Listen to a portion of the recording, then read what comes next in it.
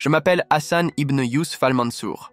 Pour les non-initiés, ce nom peut sembler n'être qu'un nom parmi tant d'autres dans le monde arabe. Mais pour moi, ce nom a toujours été bien plus qu'un simple identifiant. C'était comme une lourde armure que je portais au quotidien, un rappel constant de qui l'on attendait de moi, pas nécessairement de qui j'étais vraiment au fond de moi. Je suis né dans l'une des familles les plus puissantes et traditionnelles de Bahreïn, au cœur de la capitale, dans un environnement où l'influence, le prestige et le contrôle étaient au cœur de tout. Mon père, Issef al-Mansour, était une figure redoutée et vénérée, ministre de l'Intérieur pendant des décennies et cousin direct du roi. Grandir dans son ombre n'était pas seulement une question de statut, mais une exigence constante d'être à la hauteur d'un héritage sans faille. Dès ma naissance, le pouvoir et l'attente étaient comme l'air que je respirais.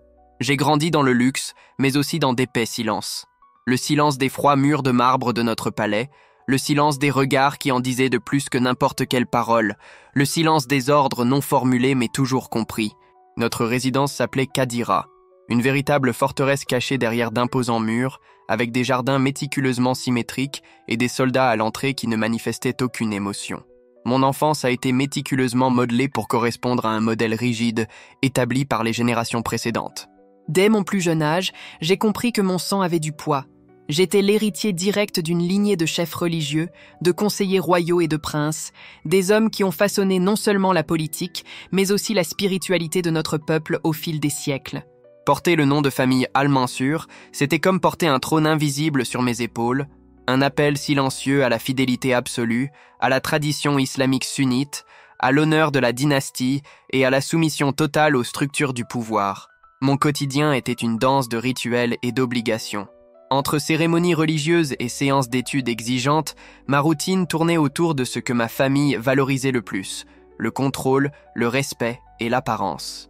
Notre palais comptait plus de 30 pièces, 3 jardins aux allures de tableaux vivants, toujours entretenus par des jardiniers venus de Turquie et du Sri Lanka, et une salle de prière privée où mon père, d'une voix ferme, dirigeait les sermons du vendredi lorsque nous n'étions pas à la grande mosquée, Al-Galmajid. Et même jeune, je savais déjà que le moindre geste pouvait devenir une source de honte ou d'honneur pour la famille. Il n'y avait pas de place pour l'erreur. J'ai étudié dans une école britannique à Amala, l'une des rares fois où j'ai ressenti un semblant de liberté. Dans cette école, entouré de camarades d'horizons divers, c'était comme si, l'espace d'un instant, le monde respirait plus léger, plus coloré. C'est là que j'ai compris, bien que timidement, qu'il y avait une vie au-delà des portes de Qadira. Mais ce soulagement fut de courte durée. Dès que la cloche sonna, je me suis immédiatement rappelé le poids que je portais. À la maison, des professeurs particuliers m'attendaient pour renforcer mes cours de Coran, d'arabe classique, d'histoire des califats et de culture sunnite. La maîtrise de l'anglais britannique était obligatoire, car nous représentions notre nation partout. Mais une fois les portes du palais franchies, tout s'est inversé. La langue autorisée était le dialecte ancien, formel, presque poétique. Un rappel constant de nos racines et d'un héritage incontournable.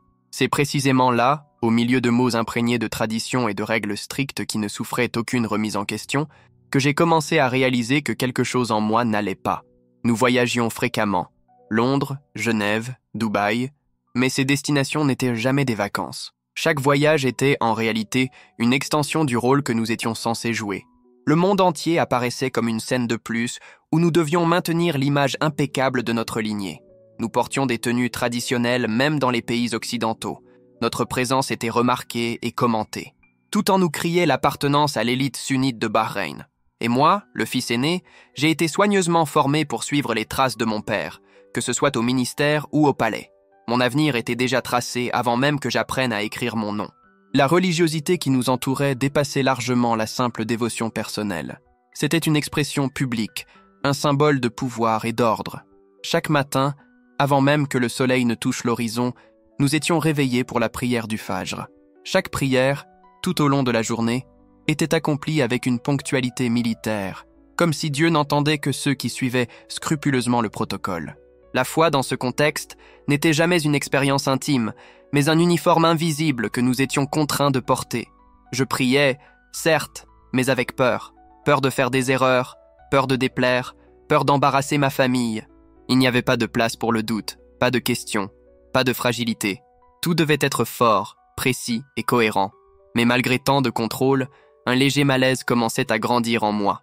Quelque chose me disait qu'il y avait plus, bien plus que ce qu'on m'avait appris à accepter comme vérité absolue. Pour nous, le vendredi n'était pas seulement le dernier jour de travail de la semaine ou un moment de repos. C'était un jour sacré, immuable, inviolable. Les sermons n'étaient pas facultatifs, et l'absence à la mosquée n'était pas perçue comme un simple oubli, mais presque comme un manque de respect voilé, une trahison silencieuse des piliers de notre foi et de l'honneur de notre famille. Je me souviens très bien des innombrables fois où j'ai marché aux côtés de mon père jusqu'à la grande mosquée Al-Nour, située au cœur de Manara. Il était toujours conduit au premier rang, avec des sièges réservés parmi les ministres d'État, les imams respectés et autres personnalités influentes. Et là, à ses côtés, j'étais assise, le dos droit, le regard fixe, le cœur battant, face à tant d'yeux attentifs qui nous entouraient. Ces regards n'étaient pas seulement admiratifs, ils étaient critiques, presque inquisiteurs. Ils ne se contentaient pas d'évaluer notre présence ou notre comportement, mais semblaient peser la valeur de notre sang, nos tenues raffinées, la façon dont nous récitions nos prières. C'était comme si tout en nous, de notre posture au ton de notre voix, était constamment scruté. Je n'ai jamais osé remettre en question cette structure spirituelle impénétrable qui m'entourait. Dès mon plus jeune âge, j'ai compris que questionner là-bas équivalait à me perdre. J'ai commencé à mémoriser le Coran à seulement 6 ans, au sein même du palais. Le souvenir de la voix grave de notre précepteur, l'imam Fared al-Mahdi, résonne encore en moi. Il récitait les versets de la sourate al-Baqarah avec une cadence ferme et autoritaire, tandis que moi, petit et tendu, je peinais à répéter chaque syllabe avec précision, comme si chaque erreur était un défaut de caractère. Le soir, après des repas silencieux et le regard constant de la discipline, je m'asseyais en prière devant l'imam, le cœur lourd et les lèvres sèches. La moindre erreur d'intonation était immédiatement corrigée. La religion, dans cette maison, n'était pas un pont vers Dieu, mais un code de conduite strict. Kadira, le nom de notre palais, n'avait jamais sonné pour moi comme un foyer. C'était, en réalité, une prison dorée, où tout était contrôlé et surveillé. Chaque geste avait un manuel invisible, et plus je grandissais, plus les murs se rétrécissaient. À 13 ans, les exigences s'intensifièrent. Mon père sentit qu'il était temps de prendre les choses en main et me confia à un mentor encore plus strict, le redoutable cheikh Nabil al-Hazra, représentant direct du califat sunnite à Moscou. Sa seule présence suffisait à faire baisser les yeux même aux adultes. C'était un homme grand, à la voix grave, comme si chaque mot sortait du sol. Son visage était buriné, marqué par des rides qui racontaient des histoires de combats spirituels et de discipline inflexible. Mais ce qui m'intimidait le plus, c'était ses yeux. Des yeux qui semblaient transpercer mes masques et atteindre les endroits où je cherchais à me cacher, même de moi-même. Cheikh Nabil était une figure très vénérée à Bahreïn et dans les cercles religieux internationaux. Mais entre les murs de notre palais, sa présence était source de tension. 2 fois par semaine, il venait me voir en séance privée, et la simple idée de son arrivée me serrait le corps, me coupant le souffle. Lors de ses visites, il ne se contentait pas de me tester. Il me mettait la pression, me confrontait, comme s'il façonnait du fer. Il corrigeait ma récitation du Coran avec une froideur implacable, comme si chaque erreur était une faute impardonnable. Puis venait l'interrogatoire. Il m'interrogeait sur les hadiths les plus complexes, comme si j'étais déjà un adulte. Chaque fois que j'hésitais, il prononçait une phrase qui reste gravée dans ma mémoire à ce jour. « Tu n'es pas seulement un musulman, tu es le fils de Cheikh Issef. Ton erreur n'est pas la tienne seule. Elle pèse sur le nom de toute une nation. » Ces mots ont pris racine en moi comme des épines. Je me sentais écrasé par une culpabilité dont j'ignorais l'origine, mais qui ne m'a jamais quitté. Au fil du temps, des questions ont commencé à surgir en moi. Elles venaient doucement, presque comme des murmures, et j'essayais de les faire taire. Mais elles étaient là. Pourquoi les châtiments du Coran étaient-ils si durs, si punitifs, si cruels? Pourquoi les non-musulmans étaient-ils traités comme des ennemis par nature, indignes de la miséricorde divine? Je voulais comprendre, mais personne ne voulait écouter de telles questions. Je connaissais le sort de ceux qui osaient questionner.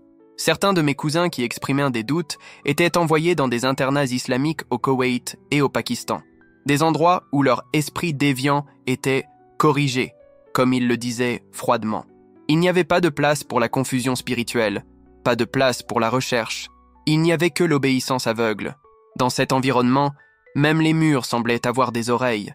La loyauté était le seul langage disponible, et le silence la seule sécurité. De l'extérieur, nos vies étaient un écrin impeccable. Nous avions des bassins d'eau translucides reflétant les nuages, des voitures de luxe garées telles des statues devant le palais, et des vêtements plus chers que ce que la plupart des travailleurs étrangers gagneraient en des années. Mais à l'intérieur, il y avait un vide, un fardeau silencieux, comme des chaînes invisibles qui vous serrent la poitrine jour après jour. Ce n'était pas le poids des murs ou des règles, c'était le poids d'une vie qui n'était pas la vôtre. C'était le regard constant, l'inévitable attente d'être parfait, même quand tout en vous ne demandait qu'à respirer, à être humain, à être libre. La surveillance n'était jamais accompagnée de sirènes ni de caméras visibles.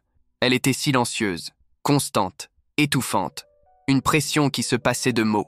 Elle résidait dans le regard de mon père, dans les revendications de la communauté, dans les prêches des imams, dans les attentes qui pesaient sur chacun de nos pas. Pendant le Ramadan, le jeûne n'était pas seulement un exercice de foi, c'était un spectacle public de discipline. À toute heure du jour, c'était comme si les yeux de la nation étaient braqués sur nous, prêts à déceler la moindre faiblesse, le moindre geste trahissant une déviance. Il ne s'agissait pas seulement de plaire à Dieu, mais de plaire à tous ceux qui prétendèrent le représenter. Lorsque mon père nous a emmenés à Majus Aliman, un centre de spiritualité et d'enseignement islamique dans le nord du pays, le sentiment d'être observé s'est intensifié. Là, le poids de l'apparence et de la réputation était écrasant. Les autres familles nous regardaient avec un mélange d'admiration et d'exigence, comme si nous étions un tableau de piété, un exemple vivant d'obéissance, mais intérieurement, nous respirions à peine. Chaque geste était répété. Rien ne devait déroger au texte. Je me souviens très bien d'une nuit qui m'a profondément marqué. Je n'avais que 14 ans lorsque mon père m'a ordonné de diriger la prière de Tarawih pour les serviteurs du palais pendant le Ramadan. Mes mains tremblaient, tellement que je pouvais à peine tenir le Coran, malgré son petit exemplaire léger. Mais ce qui me terrifiait vraiment à ce moment-là, ce n'était pas la présence de Dieu, mais la peur paralysante d'oublier un verset, de prononcer une syllabe fausse, de déshonorer mon père sous les yeux de tant de personnes vigilantes. La peur de l'échec était plus forte que tout sentiment de dévotion. Ma vie était un théâtre d'obéissance, à la volonté de ma famille, à l'autorité du roi et au système religieux qui contrôlait même nos pensées les plus intimes. J'essayais de croire que tout cela avait un sens, vraiment. Après tout, c'était ce qu'on m'avait appris depuis ma naissance. Le doute était le premier pas vers la ruine. Et la ruine, dans notre monde, ne signifiait pas seulement le rejet. Elle pouvait signifier la destruction totale, sociale, spirituelle et parfois même physique. Adolescent, une étrange douleur commença à grandir en moi. Elle n'était pas physique, et je ne pouvais l'expliquer avec des mots. C'était comme un vide dans ma poitrine, une absence de paix qui s'approfondissait de jour en jour. Nous apprenions constamment la miséricorde d'Allah, mais en pratique, ce que nous entendions le plus en chair était le poids de la colère divine. L'enfer était le thème dominant. Le paradis, aussi beau soit-il, semblait toujours lointain, inaccessible, réservé aux personnes irréprochables. Le moindre défaut était traité comme une voie directe vers la perdition. J'ai participé à plusieurs camps islamiques à Muharraq durant ces années. Des rassemblements où l'atmosphère était toujours la même. Tension, avertissement et vigilance doctrinale. On y entendait parler de djihad, d'hérésie et du danger de remettre en question les traditions. Mais la plus grande peur qui nous était inculquée était l'apostasie, l'abandon de la foi. C'était considéré comme la pire abomination. Je n'oublierai jamais une nuit en particulier. Un prédicateur de passage, un homme grand, à la barbe fournie et à la voix perçante, monta en chair, l'air sévère, et enflamma la salle de ses paroles. Il prononça un verset menaçant de la sourate Al-An'am. « S'ils s'égarent, saisissez-les et tuez-les où qu'ils soient. » Ces mots ne me semblaient pas un avertissement divin.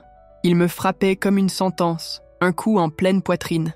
Je restais éveillé la nuit dans mon lit, sous le ronronnement froid de la climatisation, les yeux rivés au plafond, me demandant quel genre de Dieu miséricordieux ordonnerait la mort de quelqu'un simplement parce qu'il a changé de croyance.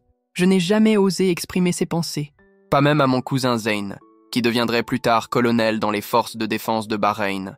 Un homme qui, dès son plus jeune âge, était déjà un symbole de loyauté absolue envers la foi et la patrie. Ces doutes étaient enfouis au plus profond de moi. Je les ai enfouis sous des montagnes de prières machinales, de répétitions dénuées d'émotion et de rituels vides de sens. C'était comme si je tentais de faire taire ce cri intérieur par des couches de bruit religieux, comme si mon âme implorait quelque chose de plus, de l'air, de l'espace, de la vérité. Mais je ne pouvais répondre qu'avec plus de rigidité, car c'était ce qu'on attendait de moi. À 23 ans, j'étais aux yeux de tous l'image même du jeune musulman exemplaire. Je connaissais plus de la moitié du Coran par cœur. J'étais fréquemment appelé à prononcer de courts sermons lors des rassemblements du vendredi dans la salle de prière privée du palais. Ma posture était ferme, ma voix assurée, mon apparence impeccable. Mon père m'observait avec un mélange de fierté et d'attente, comme s'il voyait en moi le prolongement direct de sa propre existence, son héritier spirituel et politique. Mais ce que personne ne voyait, c'était l'abîme en moi. Chaque mot que je récitais, chaque verset exaltant la gloire d'Allah, semblait résonner dans un vide profond, comme si je parlais avec mes lèvres, mais pas avec mon cœur. C'était un cruel paradoxe. Plus je prétendais aimer Dieu, plus je me sentais éloigné de lui. Parfois, je me réveillais au milieu de la nuit, en sueur froide, le cœur battant la chamade, avec l'impression que ma vie entière n'était qu'une mise en scène. Un cycle sans fin de répétitions, de peur et d'exigence. Je me demandais en silence, était-il possible d'aimer véritablement un Dieu que je ne connaissais que par la peur? Un Dieu qui semblait plus intéressé à punir qu'à écouter? Et cette question que je n'osais jamais formuler à voix haute fut l'étincelle qui commença à tout changer. Je me souviens de ce matin-là comme si c'était hier. C'était l'un des jours les plus solennels du calendrier islamique, une de ces célébrations sacrées où la ville entière semblait s'arrêter et s'incliner devant Dieu.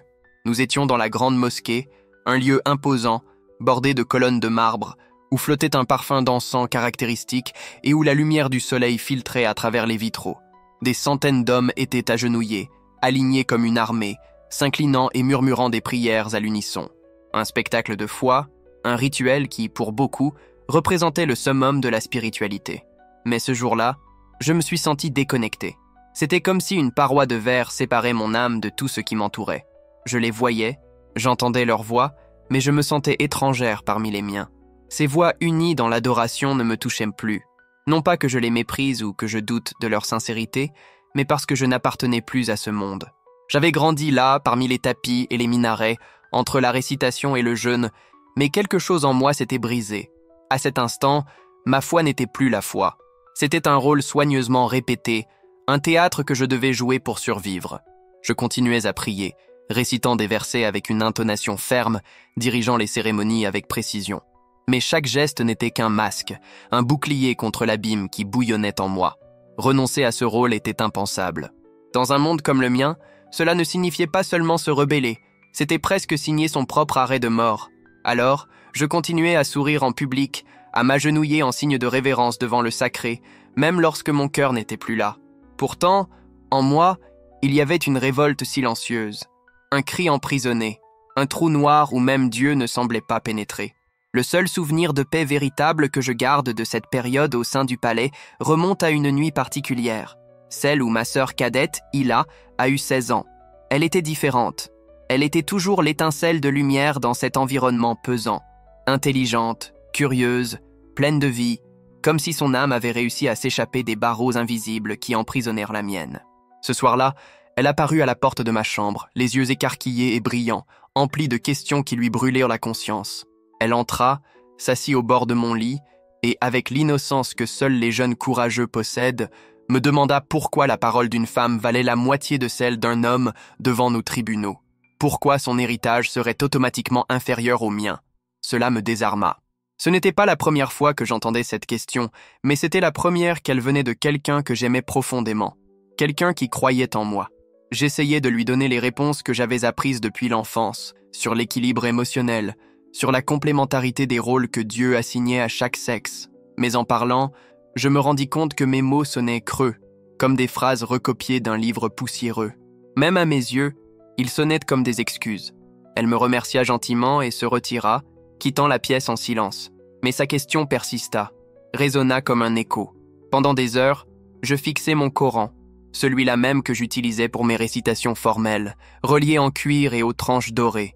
Je n'eus pas le courage de l'ouvrir. Pour la première fois, je réalisais à quel point je le vénérais, plus par peur que par amour. C'est cette nuit-là que mes doutes prirent forme. Pour la première fois, ce n'étaient pas de vagues sentiments, mais des questions concrètes. Si telle était la vérité absolue de Dieu, pourquoi y avait-il tant de place pour le silence face à l'injustice? Pourquoi la peur semblait-elle être le lien principal entre l'humanité et le Créateur? Pourquoi l'amour divin me semblait-il si lointain? Je ne savais pas encore où cela me mènerait, ni combien cela me coûterait. Mais là, dans cette aube silencieuse, j'ai commencé à chercher. Non pas avec ma bouche, mais avec mon cœur.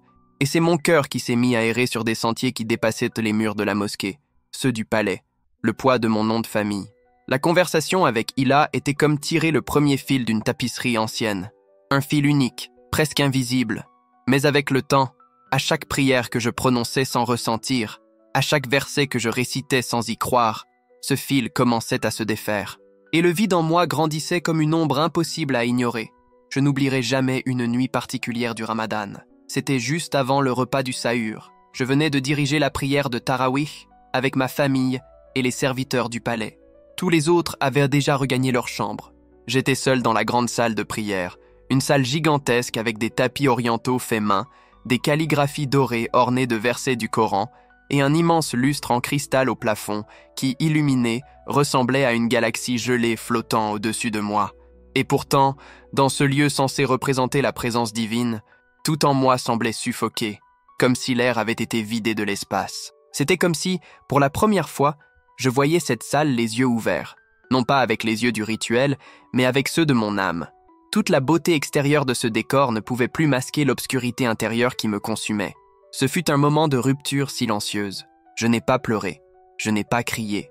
Je suis simplement restée assise là, immobile, à écouter le silence, à m'écouter. Et, sans le savoir, à entendre aussi les premiers murmures du Dieu que je ne connaissais pas encore. L'air de cette pièce semblait plus dense que jamais.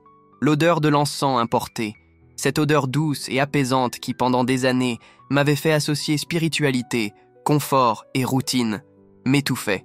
C'était comme si elle avait fusionné avec ma sueur, ma peau, ma fatigue, et non pas une fatigue physique, celle qu'une douche ou une nuit de sommeil peuvent guérir.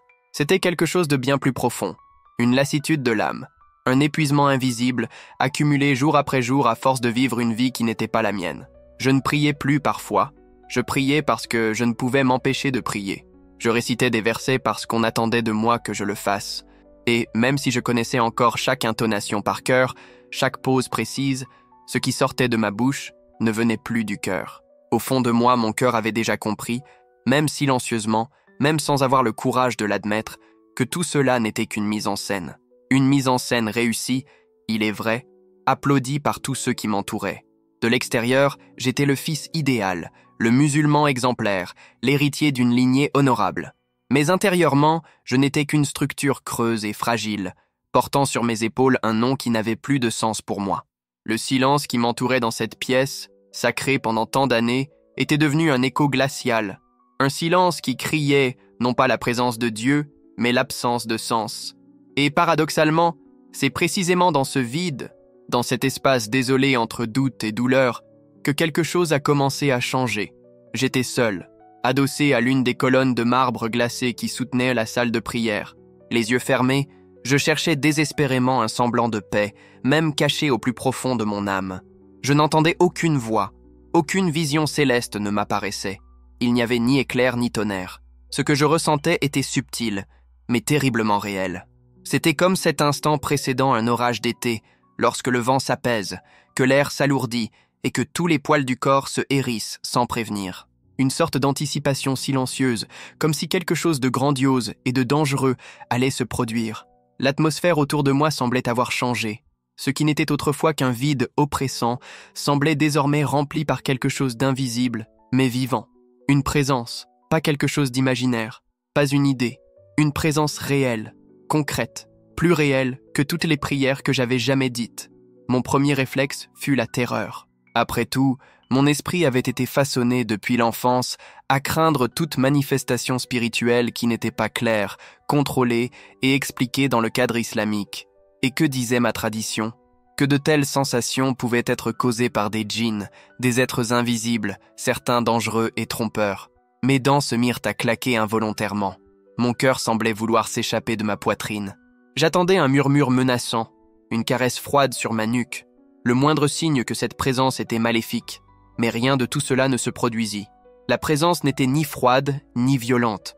Elle n'était pas animée de cette fureur que j'avais si souvent entendue attribuer à Dieu dans les sermons du vendredi. Elle était forte, certes, il y avait en elle une autorité incontestable, mais il n'y avait aucune condamnation, aucun jugement. C'était comme si elle me voyait complètement, avec tous mes péchés, tous mes doutes, toutes mes fragilités, et pourtant elle ne me rejetait pas. C'était pour moi le plus perturbant, car je n'avais jamais rien vécu de tel. Je restais là, immobile, appuyé contre la colonne, comme si un mouvement risquait de briser l'instant. Mes yeux restèrent fermés, non par dévotion, mais par peur. Peur de ce que je verrais si je les ouvrais. Tout mon corps était tendu, prêt à une attaque qui ne vint jamais. La sueur ruisselait de mon front et se mêlait aux larmes qui coulaient silencieusement de mes yeux. Des larmes qui ne provenaient pas seulement de la peur, mais de la confusion, du sentiment que tout ce en quoi je croyais s'effondrait. Je tentais désespérément de m'accrocher aux structures qui m'avaient si longtemps assuré ma sécurité. Je fis appel à ce qu'on m'avait appris depuis l'enfance. Je récitais mentalement l'ayat al-Kursi, le verset du trône, considéré comme un bouclier contre tout mal, contre toute attaque spirituelle. Mais à ma grande surprise, ces mots qui avaient autrefois eu tant de poids, tant de pouvoir, sonnaient désormais creux, comme les échos d'une langue que je ne comprenais plus. C'était comme essayer de crier sous l'eau, silencieux, impuissant, inefficace. La présence ne s'éloignait pas. Mais elle ne parlait pas non plus. Elle ne criait pas. Elle n'exigeait rien. Elle demeurait tout simplement. Et dans ce silence si lourd de sens, plus terrifiant que n'importe quel bruit, je commençais à croire que je devenais fou. Était-ce une épreuve? Une épreuve envoyée par Dieu pour voir si je pouvais résister à l'ennemi? Ou Shaitan lui-même essayait-il de me tromper, comme les chefs religieux me l'avaient prévenu depuis mon enfance? Mais au fond, aucune de ces explications n'avait de sens, car pour la première fois, je ne ressentais plus la peur que j'éprouvais autrefois face aux menaces de châtiment éternel. Je ressentais une rupture venue d'ailleurs, un lieu où l'âme commençait à percevoir quelque chose que l'intellect ne pouvait pas encore saisir. La question qui commençait à se former en moi n'était plus « Qui es-tu ?» mais « Pourquoi me sens-je aimé ?» au fait. Ce que j'ai ressenti à cet instant n'était ni une épreuve cruelle ni une illusion. Ce n'était ni une hallucination, ni de la folie, ni une oppression spirituelle. C'était réel. Réel comme aucune autre expérience ne l'avait été auparavant. C'était comme si le temps lui-même s'était arrêté, comme si tout ce que je connaissais, le palais, les règles, la religion, les rituels, était suspendu. Seule cette présence demeurait, là, avec moi, dans ce silence sacré et étrange. On ne pouvait l'expliquer avec des mots. Ce n'était pas quelque chose qu'on voyait avec les yeux ou qu'on touchait avec les mains. C'était comme si elle m'observait de l'intérieur, sans m'envahir. Elle me voyait tout simplement, et me touchait, non pas mon corps, mais mon âme, comme si elle caressait une blessure dont j'ignorais même l'ouverture. Puis quelque chose se produisit. Jusque-là, cette présence avait été comme une montagne, immobile, immense, statique, mais soudain, elle bougea. Non pas comme quelqu'un qui marche ou qui s'approche, mais comme une brise tiède en fin d'après-midi, comme la surface d'un lac ondulant doucement sous le vent. Ce qui me toucha, ce n'était ni une main, ni une voix. C'était une vague de paix, un contact invisible qui transperça mes défenses et atteignit le seul endroit où je conservais encore une once d'espoir, mon cœur. Et lorsqu'il le fit, la peur commença à s'estomper. La tension qui me paralysait s'apaisa lentement, comme un mur s'écroulant silencieusement. Et à la place de cette terreur paralysante, quelque chose de nouveau a commencé à émerger. Un sentiment complètement différent de tout ce que j'avais connu auparavant. Ce n'était ni de la douleur, ni de la culpabilité. Et, étonnamment, ce n'était pas non plus du jugement. C'était comme si quelqu'un, avec une patience infinie, m'aidait à regarder en moi. Comme s'il disait sans un mot « Je sais où ça fait mal, je te vois, et je ne me détournerai pas ». Cette présence n'était pas là pour me punir ou me faire honte. Au contraire, elle m'a exposée, non pas durement, mais avec compassion. C'était comme si elle ouvrait des fenêtres verrouillées en moi, révélant des parties que je cachais, même à moi-même. Et elle le faisait avec une telle douceur, un tel amour, que ma seule réaction fut de pleurer. C'est à ce moment-là que tout a atteint son paroxysme. Pour la première fois, j'ai vu ma propre douleur. J'ai vu ma solitude. J'ai vu combien j'étais fatiguée de jouer un rôle, jour après jour. J'ai ressenti l'agonie de toutes les questions que j'avais ravalées par peur, la tristesse que je portais pour ce qu'il la représentait, sa pureté, son espoir, son courage de questionner, la révolte silencieuse que je n'avais jamais eu le courage d'avouer, même pas dans la prière. Tout est revenu à la surface, mais pas comme une avalanche destructrice. C'était comme si cette présence me disait « J'ai toujours été là, et je n'ai jamais cessé de te voir, et cela m'a brisé. J'ai grandi en croyant que Dieu était plus un juge qu'un père, plus un feu qu'une lumière, plus une punition qu'un accueil. Et soudain, je me suis retrouvé là, dépouillé de tous mes masques, et pourtant accueilli. Moi qui avais toujours pensé qu'être faible, douter ou tomber était un motif de condamnation, j'ai découvert qu'à cet instant, j'étais retrouvé.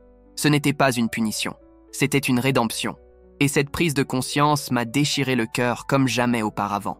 La peur qui m'avait assombri pendant des années s'est dissipée comme la fumée au vent. Et à sa place est né quelque chose de si profond et de si nouveau que cela m'a fait trembler. C'était la paix, mais une paix différente.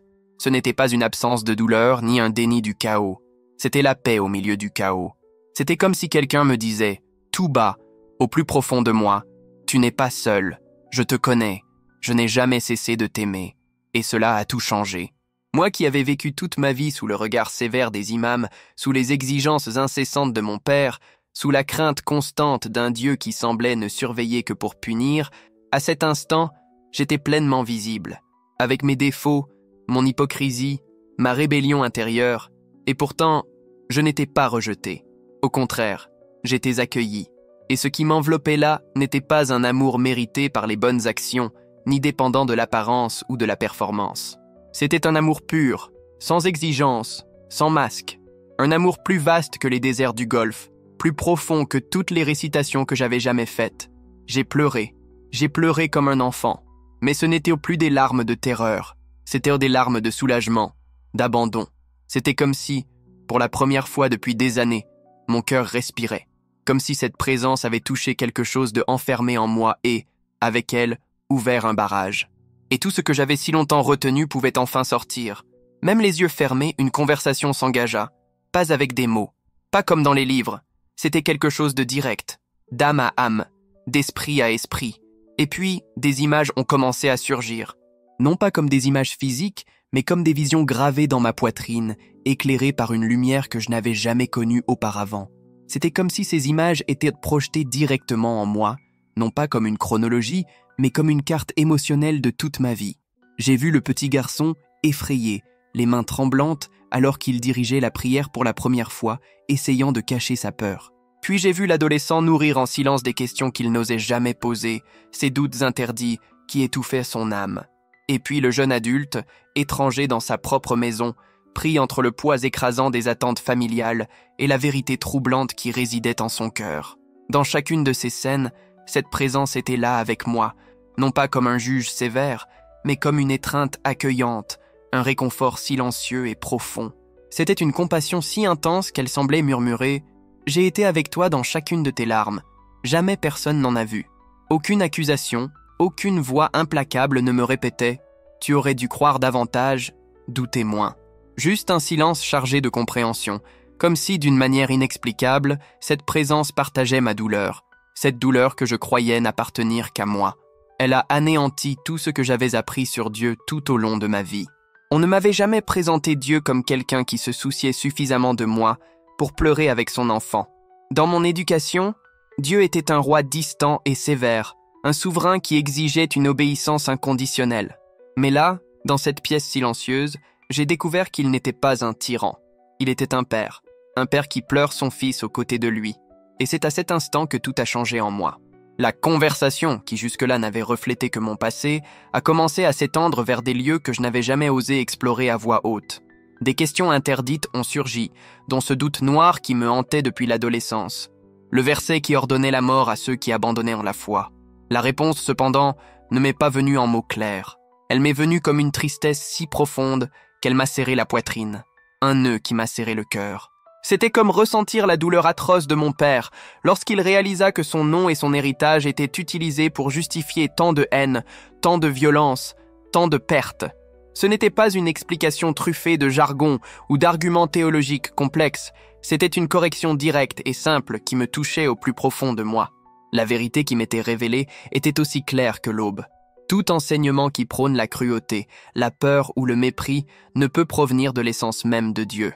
L'amour que j'ai ressenti à cet instant était pur, immense, capable d'illuminer toute l'obscurité que le fanatisme avait créée. Soudain, tout ce que j'avais construit en 27 ans, ce château rigide qu'était l'islam, avec ses règles oppressives, la peur constante de l'enfer et la hiérarchie du pouvoir, s'est effondré comme du sable.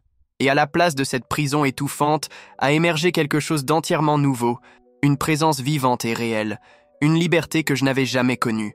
La liberté de ne plus avoir peur, la liberté de questionner, de douter, sans être consumé par la terreur. J'ai alors compris que ma relation avec le divin ne dépendait pas de ma perfection ou de l'accomplissement de rituels, mais de sa grâce. Une grâce qui m'atteignait même dans mes échecs et mes doutes. Puis, avec beaucoup de précaution, j'ouvris les yeux. Tout autour de moi était resté identique. Le marbre froid, les tapis luxueux, la calligraphie dorée sur les murs. Rien n'avait changé en apparence, mais quelque chose en moi était à jamais différent. Les mêmes murs qui m'avaient autrefois emprisonné m'accueillaient maintenant, comme si j'avais enfin trouvé refuge. Le Dieu de mon enfance, ce juge distant et impitoyable, était mort en moi cette nuit-là, et à sa place avait fleuri une vérité qui ne criait pas, ne menaçait pas, ne s'imposait pas. C'était une vérité douce, ferme et libératrice. C'était une vérité que j'aimais, tout simplement. Une vérité qui pénétrait mon âme et y demeurait à jamais. J'étais aimé, complètement et inconditionnellement. Quoi que j'ai fait ou omis, cet amour ne dépendait ni de conditions, ni de mérite, ni de perfection. Et cette révélation a tout changé en moi. J'étais assis là, sur le sol froid de cette pièce, mon corps toujours plaqué contre le marbre glacé.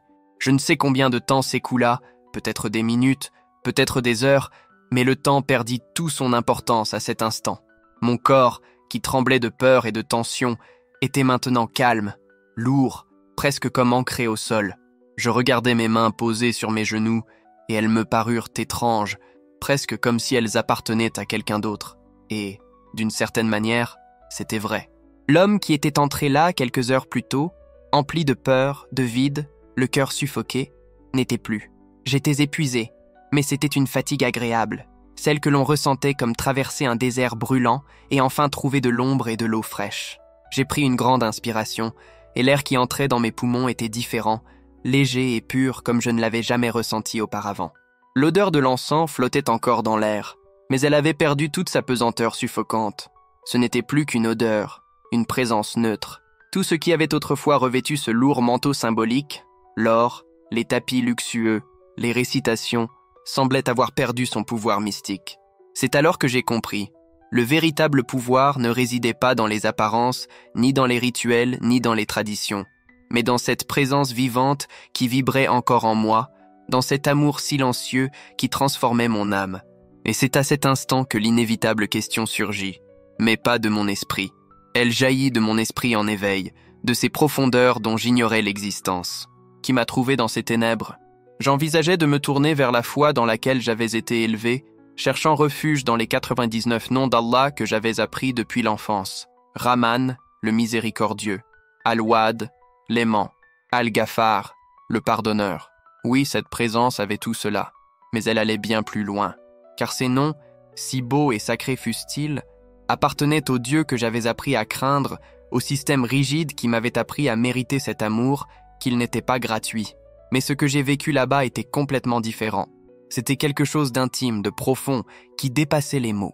Ce n'était pas le pardon d'un trône lointain, mais une compassion qui m'a plongé dans ma propre douleur. Ce n'était pas l'amour d'un roi pour son sujet, mais l'amour d'un ami. Quelqu'un qui s'assoit à vos côtés, vous tient la main et pleure avec vous. Et soudain, j'ai réalisé qu'aucun de ces noms, aussi sacrés fussent-ils, ne suffisait. Aucun ne pouvait contenir l'océan d'amour et de grâce qui inondait mon être. L'image de Dieu telle que je la connaissais était trop petite, trop limitée pour exprimer cet amour qui me désarmait complètement. Là, mon cœur pleinement exposé, j'ai compris clairement. Cette présence n'était pas un djinn comme je le craignais. Ce n'était pas non plus le Dieu froid et sévère que mon père m'avait appris à craindre. Mais alors, qui était-ce? Mon cœur implorait un nom, quelque chose que je pourrais invoquer, remercier, aimer. Et comme ça, avec la même subtilité avec laquelle tout avait commencé, la réponse arriva. Ce n'était pas une voix forte ni un coup de tonnerre fendant le ciel, mais un mot, un nom qui s'était gravé dans mon âme avec une puissance qui pouvait sans doute l'effacer. C'était un nom que je connaissais déjà, mais que je n'avais jamais ressenti comme ça. Ce n'était pas un nom du Coran, mais quelque chose de plus ancien, de plus pur, quelque chose que j'avais peut-être entendu à l'école britannique ou dans un documentaire occidental, Yeshua. Lorsque ce nom résonna en moi, ce fut comme un rayon de lumière qui illuminait une pièce sombre, révélant quelque chose que je n'avais jamais vu auparavant. La révélation n'était pas nouvelle, mais pour moi, à cet instant, elle brilla comme pour la première fois. La présence prit un visage, l'amour un nom. Yeshua. Il était la clé, la pièce manquante du puzzle complexe de mon cœur, la source de cet amour qui m'a brisé en 1000 morceaux pour me reconstruire. Un amour qui portait un nom qui résonnait comme une révélation profonde. Yeshua. Un frisson me parcourut, mais ce n'était pas de la peur, c'était le choc de la vérité. Une vérité si intense et bouleversante qu'elle ébranla toutes mes certitudes et bouleversa tout ce que je croyais savoir sur la foi, Dieu et qui j'étais.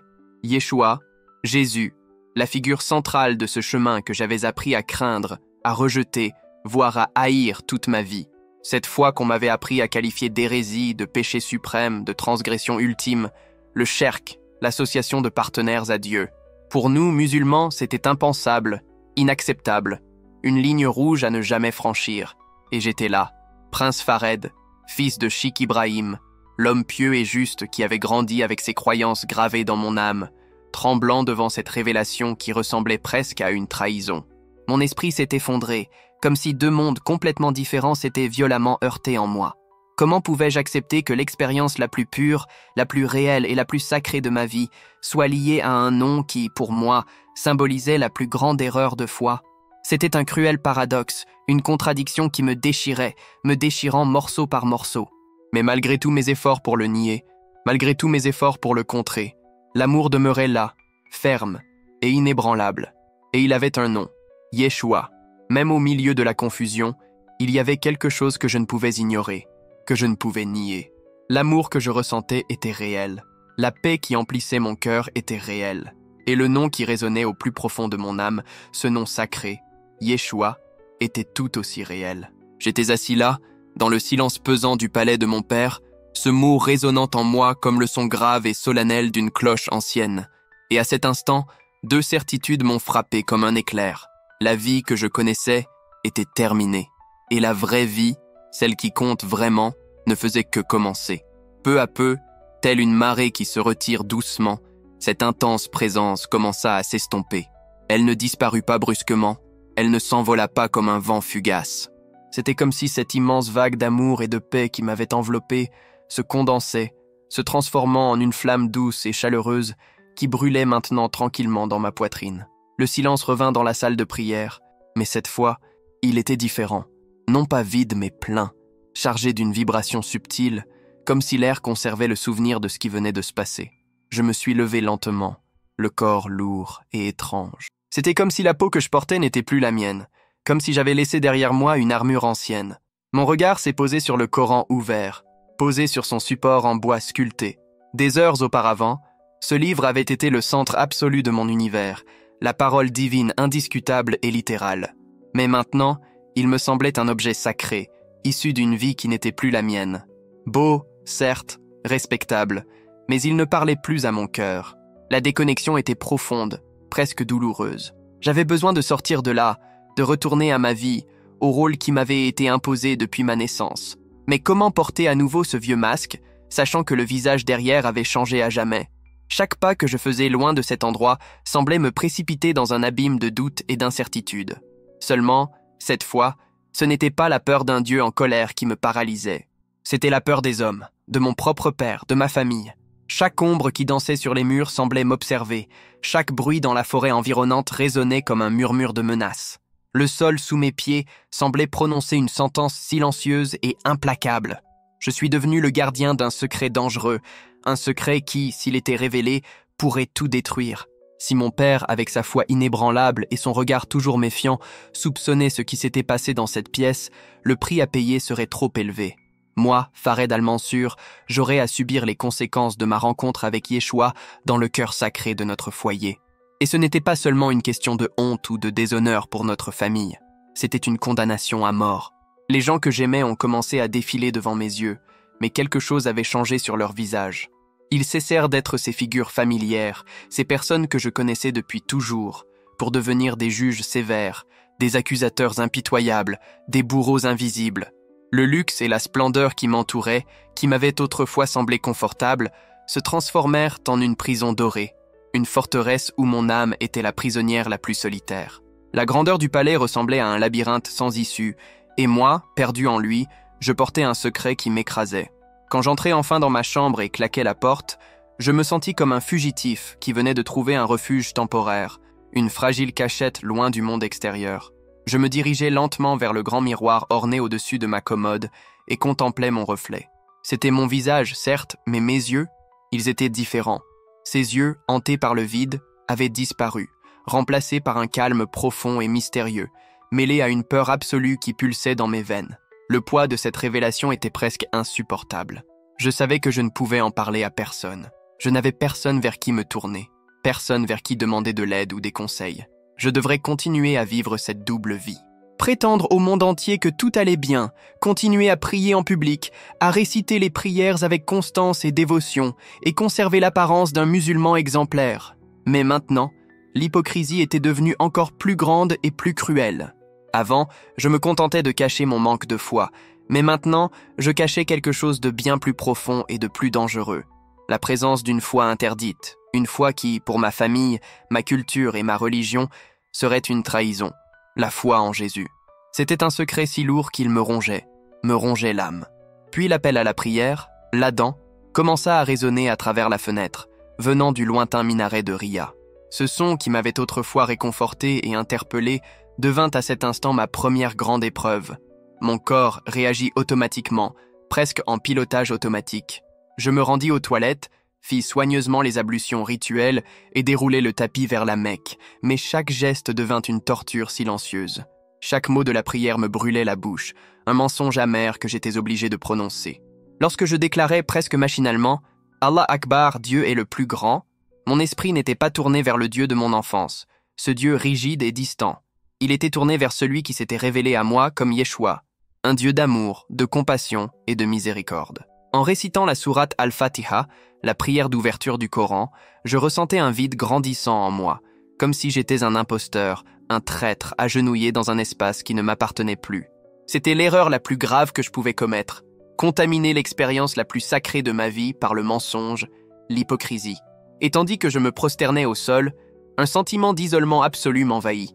J'étais seul, complètement seul, dans ce nouveau voyage solitaire que j'avais entrepris. Mais même au milieu de la peur, de la solitude et du chaos, une flamme silencieuse brûlait encore en moi. Cette paix discrète, presque imperceptible, demeurait ferme, telle une promesse murmurée. Tu n'es pas vraiment seul.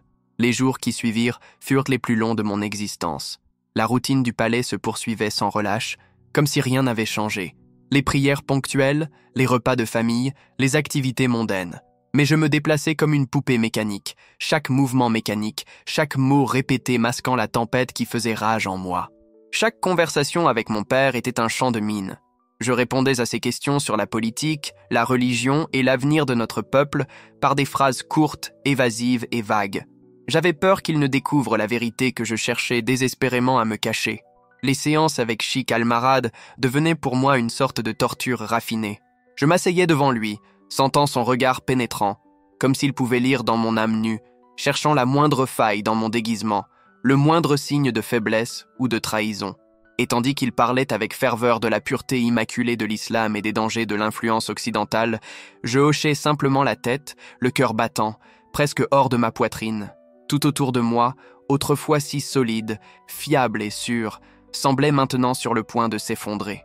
La nourriture perdait sa saveur, les voix se transformaient en échos lointains, et je m'enfonçais de plus en plus profondément dans cette solitude suffocante. Je vivais avec un bourdonnement constant dans les oreilles, comme un son d'angoisse persistant qui ne me quittait jamais. C'était comme si je vivais au bord d'une falaise, tout mon corps tendu, attendant le moment où la terre céderait sous mes pieds et où je sombrerais dans l'abîme de la vérité que je ne pouvais plus nier. Au milieu de cette angoisse dévorante, une urgence s'est emparée de moi, une soif qui surpassait même ma peur la plus profonde. J'avais besoin de comprendre ce qui m'était arrivé. J'avais besoin d'en savoir plus sur lui, sur Yeshua, ce nom qui avait éveillé quelque chose en mon cœur, quelque chose que je n'avais jamais pu expliquer. Mais je savais que là où je vivais, un palais où l'intimité était un luxe inexistant et où le moindre bruit, le moindre clic pouvait être entendu et surveillé, ma quête de réponse devenait un acte risqué, presque une rébellion silencieuse contre tout ce que je savais. J'ai attendu que la nuit tombe, que le silence de la maison devienne absolu, que je sois sûr que tout le monde dormait profondément. J'ai verrouillé la porte de ma chambre, chose que je n'avais jamais faite auparavant, et je me suis assis devant mon ordinateur portable, le cœur battant si fort qu'il semblait sur le point d'exploser. J'ai ouvert un onglet incognito, mon fragile bouclier contre les regards invisibles qui pouvaient m'observer, et j'ai tapé ces mots qui pourraient tout me coûter. Yeshua, Jésus, en qui croient les chrétiens. L'avalanche d'informations s'est abattue sur moi comme un torrent incontrôlable. Des siècles d'histoire, de théologie, de débats passionnés et de témoignages sincères ont commencé à submerger mon esprit, remettant en question le récit simpliste et négatif inculqué depuis l'enfance. C'était comme être coincé dans une pièce sombre et réaliser soudain qu'une porte s'était ouverte sur une bibliothèque infinie, un univers inconnu et fascinant. Chaque clic était un risque, une révolution silencieuse qui transformait mon âme. J'étais seul, traversant un portail étroit, sombre et dangereux appelé Internet, et c'est là que ma vie a commencé à changer à jamais. C'est sur ce chemin incertain que j'ai découvert les évangiles. Sur un site web simple, presque amateur, j'ai découvert la Bible entière traduite en arabe. Hésitant, mais poussé par la curiosité et une soif intérieure, j'ai cliqué sur le lien qui m'a conduit à l'évangile de Jean. Là, les premiers mots m'ont frappé comme un coup de poing en pleine poitrine. Au commencement était le Verbe, et le Verbe était avec Dieu, et le Verbe était Dieu. Je suis resté là, immobile, devant l'écran éclairé, dans l'obscurité de la pièce, absorbant chaque mot avec une soif que je n'avais jamais ressentie auparavant. C'était comme si tout avait été écrit précisément pour moi, pour cet instant de désespoir et d'espoir. Mais ce Jésus n'était pas celui que j'avais appris à connaître dans les textes islamiques, celui qui apparaissait comme un prophète parmi tant d'autres. Là, dans ce texte, il parlait d'une voix à la fois tendre et autoritaire, une voix que je reconnus instantanément, car c'était celle-là même qui m'avait accueilli dans cette salle de prière, la présence qui avait touché mon cœur et transformé mon âme. Je suis le chemin, la vérité et la vie. Venez à moi, vous tous qui peinez et qui êtes chargés, et je vous donnerai du repos. Chaque phrase était une confirmation silencieuse. Chaque verset s'emboîtait parfaitement comme la pièce manquante du puzzle de mon cœur. Ce que je lisais n'était pas une doctrine étrange ou lointaine, c'était le reflet direct de ma propre expérience, de ce que je ressentais et voyais au plus profond de mon âme. La façon dont Jésus traitait les marginalisés, sa patience envers les désemparés, son amour radical pour les perdus, tout cela me semblait familier, vrai. Il n'était pas une idée, un concept abstrait. Il était réel. Il était lui. Le jour, je restais le prince Farid al-Mansour, héritier de la lignée sunnite, remplissant le rôle que ma famille et ma foi attendèrent de moi. Je participais aux discussions religieuses, récitais le Coran à la perfection et gardais l'apparence d'un musulman fervent. Mais la nuit, lorsque les lumières s'éteignaient, je devenais quelqu'un d'autre, un chercheur caché, un lecteur clandestin des évangiles, un cœur assoiffé qui trouvait espoir dans les paroles de cet homme appelé Jésus.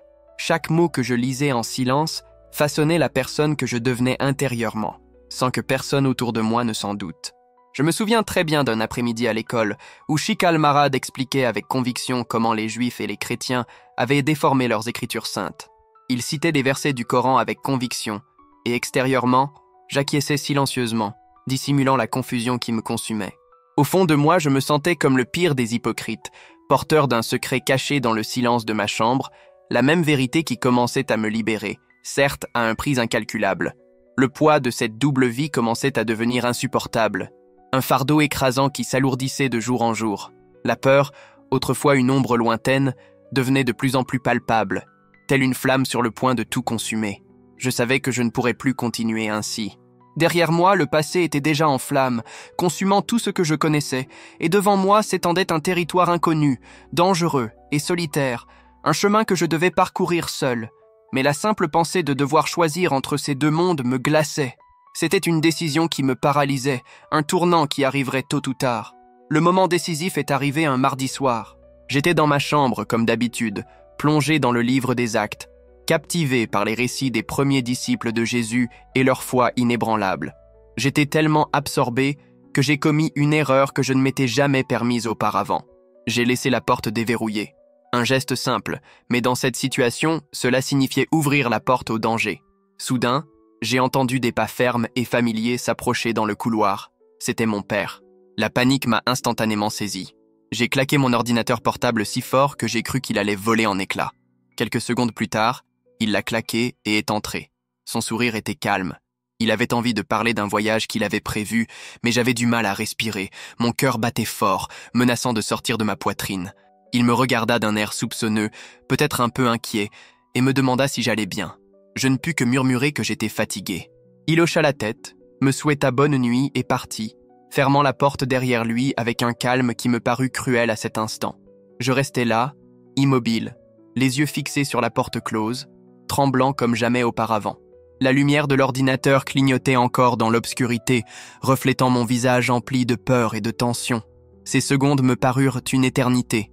S'il était entré plus tôt, il aurait vu les versets de l'Évangile sur l'écran et mon secret aurait été révélé.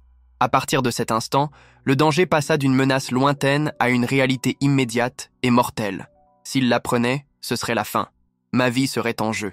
Lorsque le silence revint dans le couloir, je me laissai glisser au sol, m'appuyant contre le bord du lit, essayant de calmer ma respiration, qui semblait impossible à contrôler. Je me sentais poursuivi par quelque chose d'invisible, une ombre qui m'écrasait et m'étouffait lentement. C'était un poids invisible, mais terriblement réel, aussi palpable que le sol sous mes pieds. Dans ce moment de profond désespoir, sans planification ni rituel, je fis quelque chose que je n'avais jamais fait auparavant. Je fermai les yeux, non pas pour fuir ou chercher des réponses, mais pour lui parler. Pour la première fois de ma vie, je récitai une prière sincère et simple, sans mots appris par cœur, sans masque ni peur. Je parlais simplement avec un cœur ouvert. « Mon Dieu !» murmurai-je dans le silence de la pièce, la voix tremblante. « Je n'en peux plus. Je ne peux plus vivre dans ce mensonge. Ils le découvriront, et cela pourrait me coûter la vie. S'il vous plaît, aidez-moi. Montrez-moi le chemin. Je suis perdu. Je ne sais plus où aller. » Ce n'était pas une prière belle ou bien structurée, mais plutôt le cri désespéré d'une personne brisée intérieurement, d'un enfant perdu dans l'obscurité. À cet instant, quelque chose a changé en moi. J'ai cessé d'être un simple musulman curieux, je suis devenu un véritable disciple de Jésus. J'ai remis ma vie, mes peurs et mon avenir incertain entre ses mains. La réponse ne m'est pas venue sous la forme d'une voix ou de signes grandioses. Elle est venue comme une paix inattendue qui a transpercé mon désespoir comme une lame douce. Un mot a résonné en moi, clair et définitif. Ou, avec ce mot, une clarté m'a frappé comme un éclair. Je ne pouvais plus rester là. Je n'avais plus la force de lutter contre tout cela. Ma famille, ma culture, l'environnement étouffant qui m'entourait. La seule issue était de partir. L'idée de tout laisser derrière moi me déchirait le cœur, mais c'était le seul espoir de vivre la vérité qui résidait désormais en moi. Partir, recommencer, vivre. Ma mère, mes frères et surtout Hila, ma sœur, celle qui semblait comprendre chaque silence, chaque ombre que je cachais en moi. La douleur de cette réalité me transperçait comme une lame acérée. Rester signifiait continuer à vivre un mensonge qui, chaque jour qui passait, devenait plus dangereux, une prison invisible. Partir, en revanche, signifiait renoncer à tout ce que je connaissais. Mon histoire, mon nom, mon identité. Cela signifiait abandonner le confort, le prestige et les privilèges que ma famille m'avait donnés pour devenir un étranger au monde, un fugitif sans visage, sans racines, sans foyer. J'ai regardé autour de moi la pièce où j'avais grandi, cet espace luxueux qui m'avait autrefois procuré la sécurité. Maintenant, elle ressemblait à un tombeau pour tout ce que j'étais, un mausolée silencieux qui abritait mon passé et ma douleur. Et c'est là, à cet instant, que le choix s'est finalement présenté à moi. Continuer à vivre une illusion ornée de statues ou plonger dans l'incertitude, l'obscurité et la solitude. Mais la réalité. La décision ne fut pas prise en fanfare, mais dans le silence pesant qui suivit ma prière. La peur était toujours là, me serrant l'estomac comme un nœud glacé qui ne voulait pas se briser. Mais sous cette couche de peur, une paix tranquille commença à grandir. La même paix que j'avais ressentie à cet instant dans la salle de prière. Ce calme inexplicable qui semblait m'envelopper et me renforcer. C'était comme si une voix intérieure me disait « Oui, c'est ça, tu dois partir. Le prix est élevé, certes, de tout perdre, mais ce que tu gagneras est bien plus grand, ton âme. » Ce soir-là, sans hésitation, je passais à l'action. Chaque geste était prudent, calculé, porté par un étrange mélange d'adrénaline et de sérénité. J'ouvris mon coffre-fort secret, sortis mon passeport, rassemblai toutes les devises étrangères que j'avais accumulées au fil des ans. Euros, dollars, livres, rien que ma famille ne remarquerait, mais suffisamment pour faire le premier pas. Je suis retourné à mon ordinateur portable, mais cette fois, ce n'était pas pour chercher des réponses spirituelles. J'ai ouvert une carte numérique et commencé à explorer les frontières, à analyser les pays voisins, à étudier les vols au départ de l'aéroport de Manara. Chaque clic démantelait mon ancienne vie, chaque choix était un acte de foi teinté de désespoir. J'étais tiraillé entre l'amour qui m'avait transformé et la peur de ce qui arriverait si je restais là. Ma fuite s'est concrétisée exactement 48 heures après ce moment d'angoisse. J'ai utilisé une excuse simple, un voyage éclair à Dubaï pour rendre visite à un ami. Le mensonge m'est sorti de la bouche si naturellement qu'il m'a même surpris. Personne ne s'est douté de rien. À 3 heures du matin, avec une petite valise ne contenant que l'essentiel, j'ai parcouru pour la dernière fois les couloirs silencieux du palais de Qadira. Chaque pas était un adieu à ce que je laissais derrière moi, un écho de la vie que j'abandonnais. Le palais tout entier dormait, inconscient de la trahison silencieuse qui se déroulait sous son propre toit. En passant devant la porte de la chambre d'Hila, j'ai hésité. Ma main flottait dans le vide, comme si je voulais la réveiller, tout lui dire, la supplier de m'accompagner. L'envie était presque insupportable, mais je savais que je ne pouvais pas l'entraîner vers ce destin incertain et dangereux. Ce serait la condamner elle aussi. J'ai ravalé la douleur, sentant une boule se former dans ma gorge, aussi tranchante qu'une lame. J'ai continué à marcher, sans laisser de traces. Je n'ai pas regardé en arrière. J'ai simplement quitté l'arrière du palais, suis monté dans la voiture que j'avais discrètement appelée, et ai disparu dans l'obscurité de la nuit. Je ne fuyais pas seulement un pays, je fuyais une vie entière. Et le silence de mon départ était le seul acte de miséricorde que je pouvais offrir à ceux que j'aimais tant. Le trajet jusqu'à l'aéroport fut un tourbillon d'émotions. Chaque passage d'un policier, chaque regard de l'équipe de sécurité me rappelait constamment que ma fuite pouvait s'arrêter là, à tout moment. Mon cœur battait la chamade, la tension me serrait la poitrine, mais je savais que c'était ma seule chance de vivre la vérité qui me consumait désormais. Je m'attendais, à tout moment, à sentir une main ferme se poser sur mon épaule, à entendre quelqu'un crier mon nom et à voir tout s'écrouler sur le champ. Mais cela n'est jamais arrivé. J'ai passé la sécurité, le contrôle des passeports, et je suis finalement arrivé à la porte d'embarquement. Ma destination était Larnaca, à Chypre. Je l'ai choisi presque par hasard. C'était assez proche pour une escapade rapide, mais assez loin pour me donner l'impression d'être dans un monde complètement différent de celui que je quittais. Alors que l'avion décollait, déchirant le ciel nocturne, j'ai eu l'impression qu'on m'arrachait mes racines et la terre qui les accompagnait. J'ai regardé par le hublot et j'ai vu les lumières de Manara se déployer, scintillant comme un délicat réseau de diamants, jusqu'à ce que, petit à petit, tout ne soit plus qu'un souvenir lointain et silencieux au plus profond de ma poitrine. Et puis, les larmes que j'avais si longtemps retenues ont fini par couler, silencieuses, amères. J'ai pleuré tout ce que j'avais perdu, mais, en même temps, un soulagement étrange et intense m'a envahi, un sentiment de liberté si profond qu'il en était presque douloureux. J'étais libre, certes, mais complètement seul. Aujourd'hui, je me retrouve dans un pays étranger, vivant dans un petit appartement à peine assez grand pour contenir mes souvenirs. J'attends avec anxiété que les bureaucrates décident de mon avenir, un avenir encore empreint d'incertitude. La procédure d'asile est longue, épuisante et pleine d'humiliation. J'ai tout le temps de réfléchir, et l'adrénaline de cette évasion est retombée depuis longtemps. Maintenant, il ne me reste que la dure réalité. J'ai perdu ma famille, ma maison, mon nom. J'ai tout perdu. Mais qu'ai-je gagné en retour? Juste un souvenir, une nuit, une présence silencieuse dans une salle de prière, quelque chose que je ne pourrais jamais prouver à personne. Si je racontais cette histoire à un psychologue, j'entendrais probablement des mots comme stress, dépression, hallucination, et je ne vous en voudrais pas. Après tout, comment expliquer rationnellement une présence faite uniquement d'amour? Une conversation muette, un nom murmuré dans un silence si profond qu'il reste non pas dans l'esprit, mais dans l'âme. C'est une marque invisible, une cicatrice qui ne fait plus mal, mais qui ne disparaît jamais. Elle est devenue partie intégrante de moi. Après cette nuit-là, je n'ai plus jamais eu de vision ni de voix. Ce fut une rencontre unique, silencieuse et effrayante. Mais parfois, dans le silence de la nuit, quand tout est calme, je ressens presque cette paix. Et je me souviens pourquoi j'ai tout laissé derrière moi. Mais la plupart du temps, il n'y a que moi, Fared, un homme au passé flou, à l'avenir encore incertain, essayant d'apprendre à vivre cette nouvelle vie, un jour à la fois. Je n'ai pas de réponse. Je ne sais pas pourquoi tout cela m'est arrivé. Pourquoi, parmi tant d'autres, j'ai été celui qui l'a vécu. Je sais seulement que cette nuit-là, dans l'endroit le plus improbable qu'on puisse imaginer, j'ai trouvé Dieu. Ou peut-être m'a-t-il trouvé. Et cette rencontre m'a tout coûté. Ma maison, mon nom, mon histoire, ma famille. Mais elle m'a donné exactement ce dont j'avais le plus besoin.